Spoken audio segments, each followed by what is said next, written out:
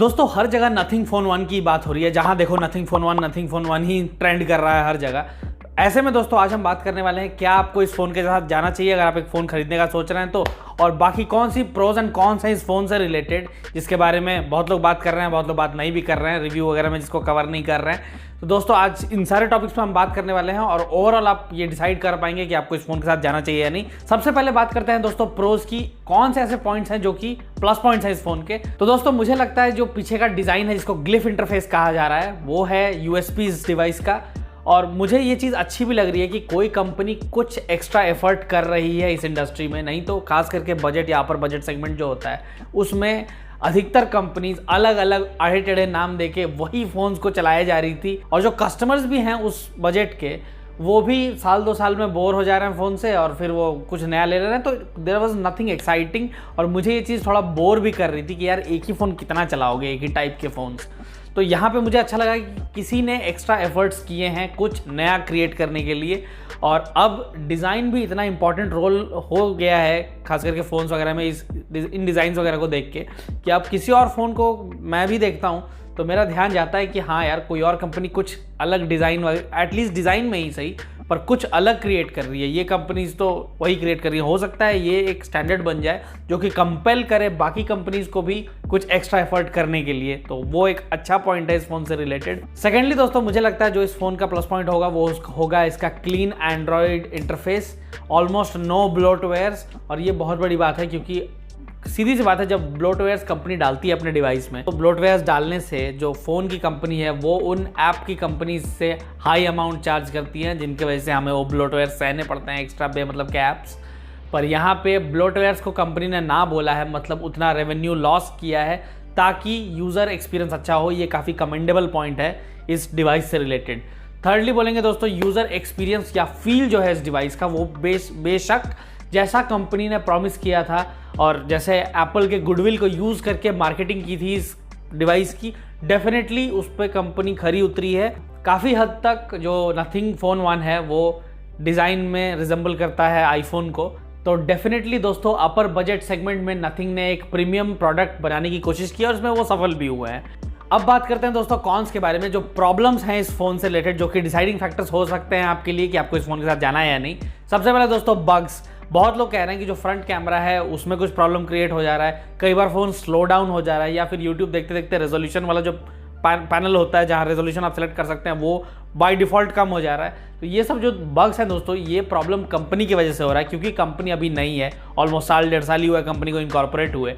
और ऐसे में दोस्तों बहुत सारी चीज़ें होती हैं जो एक कंपनी के होने से हम अश्योर कर पाते हैं। जैसे फॉर एग्जांपल मेरा जो एक्सपीरियंस रहा है over the years with smartphone brands, जैसे मैं अभी दो फ़ोन यूज़ करता हूँ, अभी जो मेरा Vivo X70 Pro जिससे ये वीडियो शूट हो रहा है, और दूसरा ये मेरा Samsung Galaxy A51।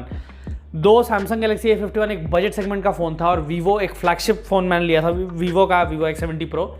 पर फिर भी एक क्लासिक एग्जाम्पल जो मुझे याद आ रहा है वो ये है कि जो सैमसंग के इस बजट फ़ोन में भी जो डिफ़ॉल्ट कैमरा ऐप या डिफ़ॉल्ट वॉइस रिकॉर्डिंग ऐप है उसमें ऐसा सेटअप किया हुआ है कि मैं एक्सटर्नल माइक जैसे ही लगाता हूँ जो डिफ़ॉल्ट कैमरा या वॉइस रिकॉर्डिंग ऐप्स हैं वो उसको एक्सेप्ट कर लेते हैं और वो ये समझ जाते हैं कि अभी एक्सटर्नल माइक लगा हुआ है, वहाँ से हमें ऑडियो कैप्चर करना है। लेकिन ये चीज़ Vivo X70 Pro जो कि फ्लैगशिप है उसमें भी ये चीज़ Vivo एस्टैब्लिश नहीं कर पाया है। तो ये मेरे ऐसे कंटेंट क्रिएटर्स के लिए बहुत हेल्पफुल हो जाता है जो चीज़ सैमसंग में है। पर किसी और फ़ोन में जिसमें ये चीज़ एस्टैब्लिश्ड नहीं है वहाँ पे थर्ड पार्टी ऐप डाउनलोड करना पड़ता है कैमरा के लिए, उस थर्ड पार्टी ऐप के सेटिंग्स में जाके एक्सटर्नल माइक के सोर्स को इनेबल करना पड़ता है, और फिर जैसे फॉर एग्जांपल ओपन कैमरा एक ऐप है तो उसके बाद रिकॉर्डिंग अगर मुझे एक्सटर्नल माइक के साथ करनी है तो उस फोन में मुझे ओपन कैमरा से ही रिकॉर्डिंग करना पड़ेगा। तो ये हो सकता है सुनने में छोटा लग रहा हो पर कंटेंट क्रिएटर्स के लिए एक बड़ा प्रॉब्लम हो जाता है। तो कहने का मतलब इस तरह की बहुत सारी छोटी छोटी चीज़ें हैं जो बड़ी कंपनी पहले से ही एस्टैब्लिश कर देती है ताकि यूज़र एक्सपीरियंस में दिक्कत ना हो, यूज़र का एक्सपीरियंस बहुत फैंटास्टिक हो, बहुत अच्छा हो। पर कंपनीज जो खास करके नई हैं या उतनी बड़ी अभी नहीं हुई हैं वो इन चीज़ों को कई बार ओवरलुक कर जाती है। तो इसलिए भी बग्स का प्रॉब्लम इस कंपनी में हो सकता है। कंपनी काम डेफिनेटली कंपनी एफर्ट बहुत अच्छा की है, कंपनी का इंटेंट अच्छा था कुछ अच्छा क्रिएट करने का।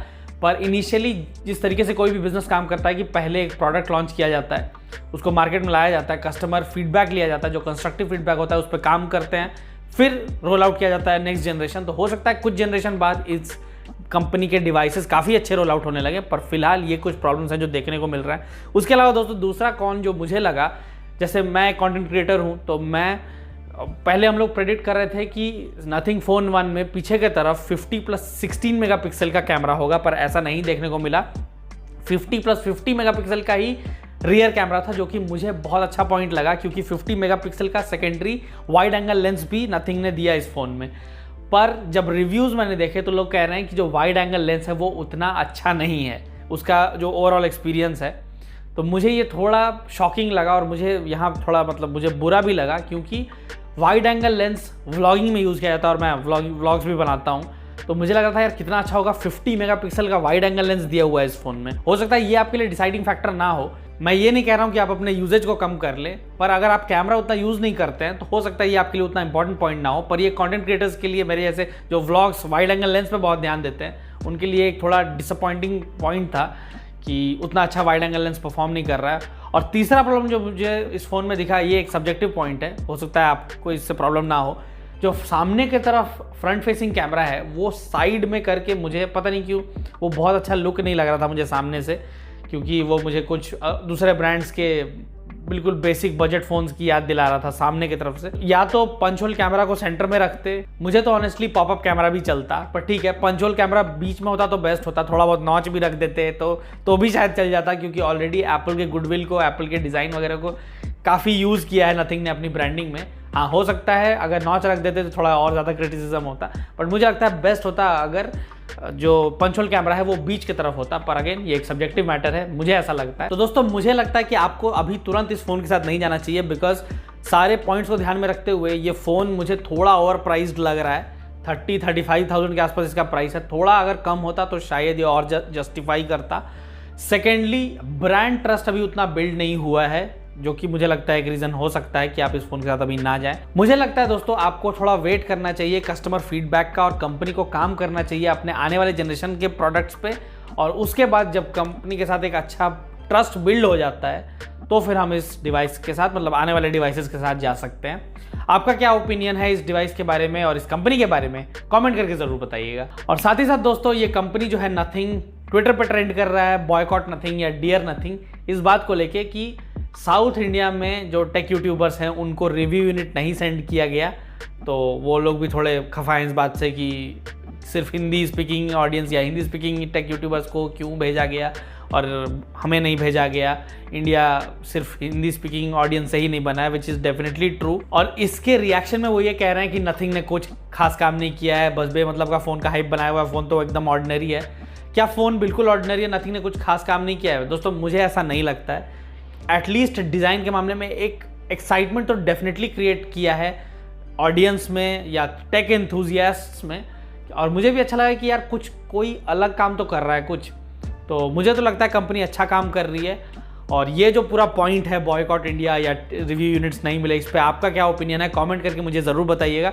वैसे दोस्तों ये जो नथिंग जो कंपनी है, इस पर भी मैं एक डिटेल वीडियो लाने वाला हूँ कि कैसे ये कंपनी शुरू हुई और आगे इसके क्या प्लान्स हैं, क्या एक प्रॉमिसिंग कंपनी बन सकती है इस इंडस्ट्री में। सो स्टे ट्यून्ड एंड जरूर चैनल को सब्सक्राइब कर लें उस वीडियो के लिए भी और इस तरह की आने वाली वीडियोस के लिए। दोस्तों मेरे सारे सोशल मीडिया हैंडल्स के लिंक आपको डिस्क्रिप्शन में मिल जाएंगे। उसके अलावा दोस्तों अगर आप देखना चाहते हैं इस फोन से रिलेटेड जो मैंने लास्ट वीडियो अपलोड किया था, तो आप लेफ्ट वाले वीडियो पर क्लिक करके देख सकते हैं, और Vivo X70 Pro का डिटेल रिव्यू अगर देखना चाहते हैं तो राइट वाले वीडियो पर क्लिक करके देख सकते हैं। मैं मिलता हूं दोस्तों आपसे अगले वीडियो में। Thank you so much for watching.